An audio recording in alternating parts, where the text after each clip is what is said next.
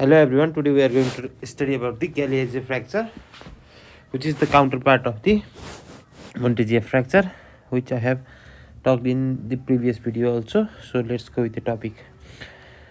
So the Galeazzi fracture, which is the fracture of the lower third of the radius with the dislocation or subluxation of the distal radio ulnar joint, and it is the counterpart of the Montegia fracture. So as differentiating between the Montegia and the Galeazzi fracture. In the Montegia, there is the fracture of the ulna causing the dislocation of the proximal radio ulnar joint. But here there is the fracture of the radius, and there is a lower one third of the radius, where here is upper one third, and then there is a dislocation of the distal radio ulnar joint.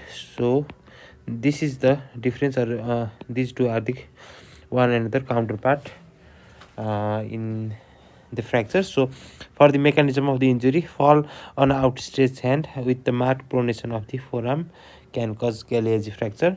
So for the displacement like radius fracture, there is angulation medially and anteriorly.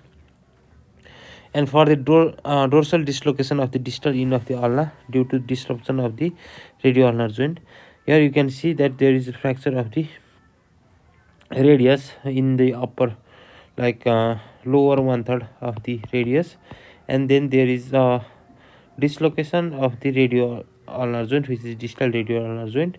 From the lateral view also you can see. So this fracture of the radius causing the displacement. Okay, for the diagnosis, in an isolated fracture of the distal half of the radius, the distal radio ulnar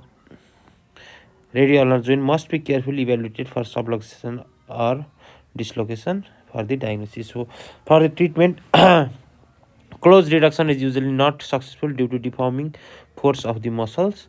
So like open reduction and internal fixation of the radius with the plate must be done. As you can see, there is the fracture of the lower one third of the radius, and there is dislocation of the radio ulnar joint also. So then we do the open reduction and internal fixation. So for the treatment, so for the complication like malunion because of the displacement of the fracture, deformity and the limitation of the supination and the pronation, and the rarely entrapment of the external carpi ulnar tendon in distal radio ulnar joint are the complications. So this is our reference. Thank you.